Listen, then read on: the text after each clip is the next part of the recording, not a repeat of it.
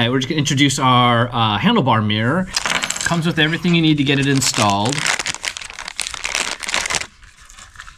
It mounts directly into the handlebar with this expansion bolt right here, and what you would do is you would either cut off the end of the grip or use some kind of mallet to whack the end off.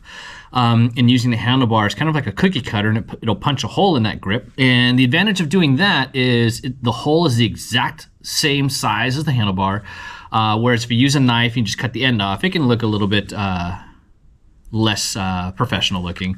The other thing you want to make sure you do is take off this film here. We've had a couple of customers that have called us and said, hey, the image is really hazy.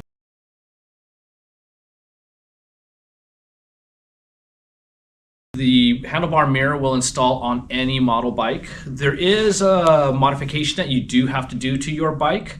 You'll notice that the grip is covering the handlebar end.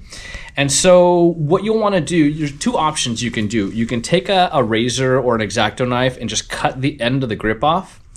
I don't really like to do that because A, it's not as clean as the other method I will show you, and B, you may end up taking off more material than you need to. The other way to do it, and the way that I prefer to do it, is with a mallet.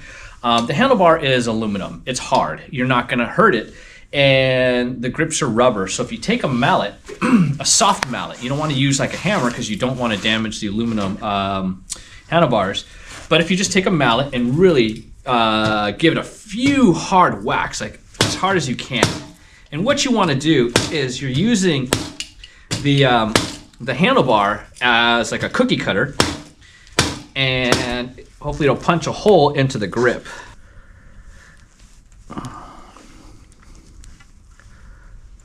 So we've got the hole cut out already. It's pretty clean. We're gonna grab the mirror, and you'll notice the expansion bolt. There's a seam right there. You want to make sure that's closed and it's loose, because if it's already compressed, it's not gonna fit inside here relatively easily. So just slide the whole assembly inside there until it's flush, and then with the included Allen key on the end here, just start turning it to the right. Righty-tighty, lefty-loosey, like that. And then you can angle adjust the mirror how you like. There's actually a fitting on the opposite side here, so I'm going to rotate this. Before you lock everything down too, you want to make sure you play around with the mirror. There might be an adjustment, an angle that you like better. You may want it up and off to the side like that, which is perfectly fine. You may want it back and a little bit lower. Some riders like it pointing down.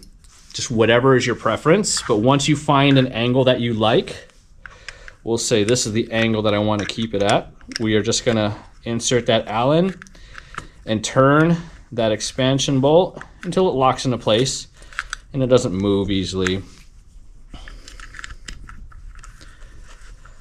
Just like that, so it's locked into place. Now we can play around with this angle, and let's just say that's how I like it. And then just a little turn of the Allen right here, just to lock it in place like that, and it shouldn't move. And then put that Allen in a safe place if you need to make some adjustments after your first couple of rides. But that's how it gets installed.